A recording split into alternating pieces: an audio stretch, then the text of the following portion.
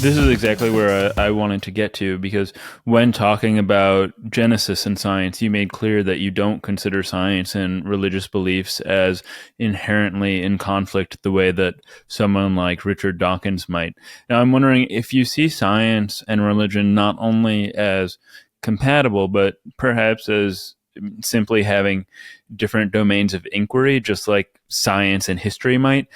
For one, I'm sympathetic, at least to the idea that science, at least as construed as something like the deductive nomological model, though that's contentious and outdated and an idealization of actual scientific practice. I know you're interested in philosophy of science. It can't really answer the question of how we ought to live in the same way that religion might.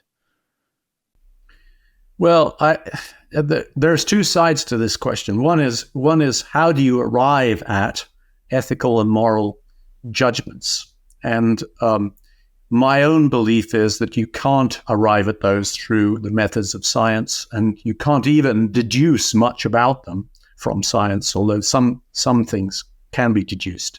I mean, science does sometimes help you to answer ethical questions because you know what consequences are, for example. But in general, I don't think that any kind of binding moral requirement or ethical principles can be discovered from science.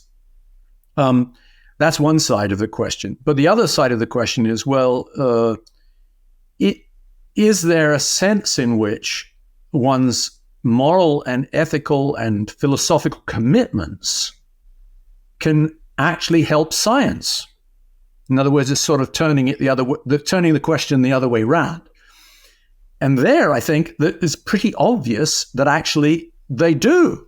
One of the things that science is founded on is the notion of truth and care and correct observation, and that idea of the virtues, largely these are Christian virtues, that go into the reporting and the processes of science are very important. People think that somehow science works by some, abstract logic.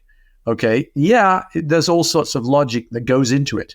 But actually, the practice of science is very importantly supported by truth-telling, by objective reporting that sets aside my own cares and self-interest in order for the common good of the science as a whole to progress. And these are the kinds of virtues that are historically in the West Christian virtues, but at any rate they're in a certain sense religious virtues. And they're virtues which actually increasingly we find that we can't take for granted. So, one of the crises in science is not just this crisis of physics running out of opportunities, but it is the crisis of what sometimes calls the crisis of reproducibility, that vast numbers of scientific papers are today published that cannot be reproduced.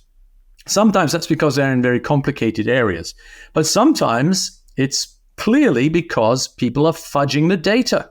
It's basically falsification. And so that's an example of an area where the absence of a virtue is actually handicapping and dragging down the success of science. So I think there's a two-way street here between what one can think of as being religious virtues and scientific virtues, and I think that that both can actually benefit from each other. So I've said it's in one direction, but I'll say it more clearly in the other.